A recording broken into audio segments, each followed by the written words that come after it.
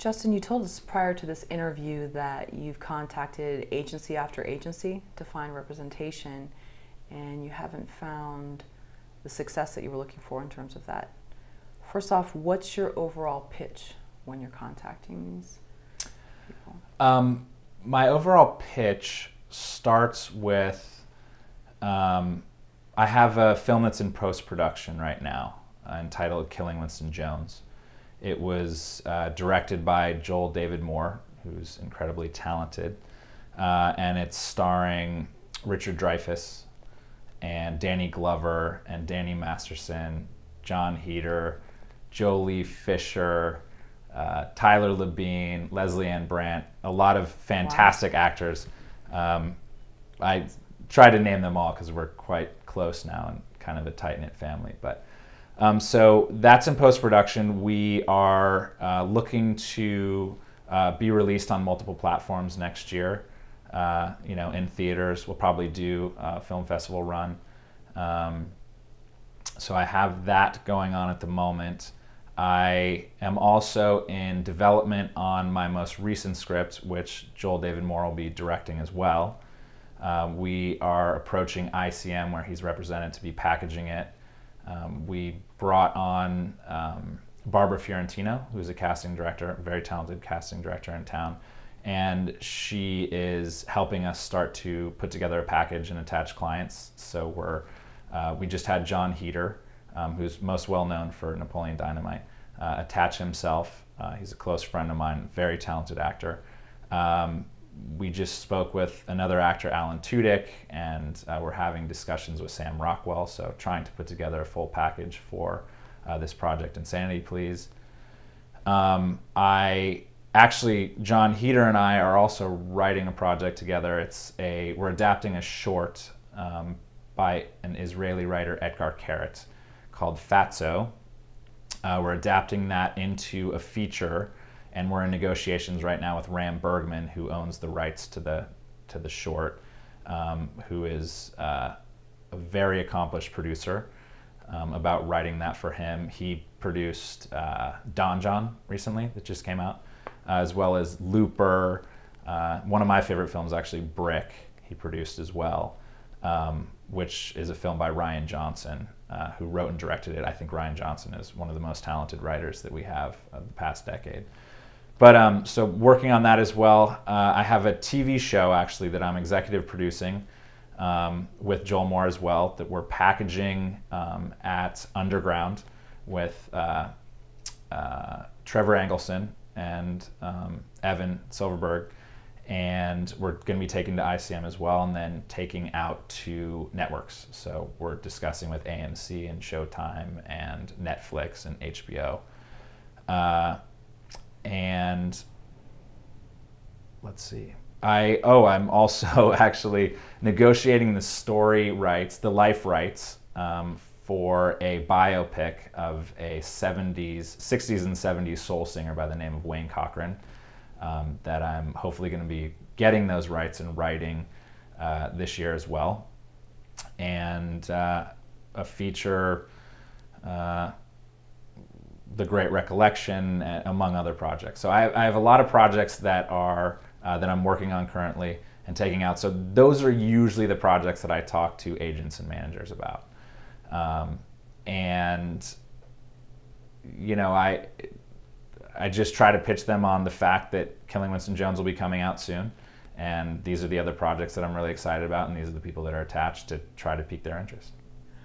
Let's go back, because when you are contacting these individuals, how do you even know where to contact them? Are you going to IMDb and you're looking for the top 10, and then you whittle your way down to, what's your process? My process is a little bit more of using the connections, utilizing the connections that I made at Innovative and at CAA when I was there. I think it's always better to be introduced to an agent or a manager rather than just cold calling or just sending an email out of the blue, or even if you have some sort of connection to the agent or the manager, it helps out more. So for me, I spoke with people over at Innovative because originally Joel was represented at Innovative Artists. That's actually where I met him when I was working there. and they were loosely representing me, helping the project along for Killing Winston Jones. And then ICM ended up taking over doing that, so I spoke with some people over at ICM. It's really, like I said, I utilize my connections. So I call in some favors from people who are represented at Innovative or at ICM or at Gersh or at, the Cartel or, the Firm, whatever it is. And I really try to go to a spectrum of agencies and management companies, anywhere from the smaller boutiques to the top ones, and test the waters and see, if I can gain representation.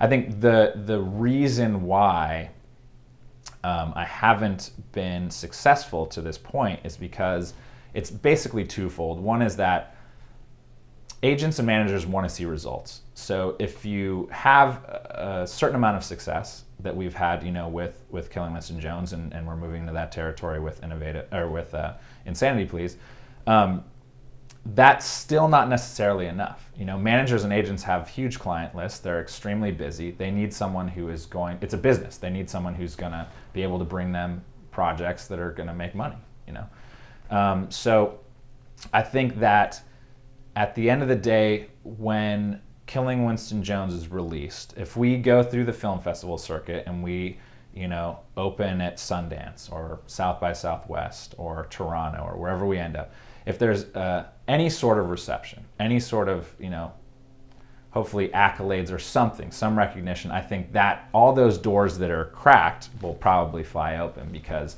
then you'll see the result of what was on paper that's now a film that has received a certain amount of success. So I think that will be helpful.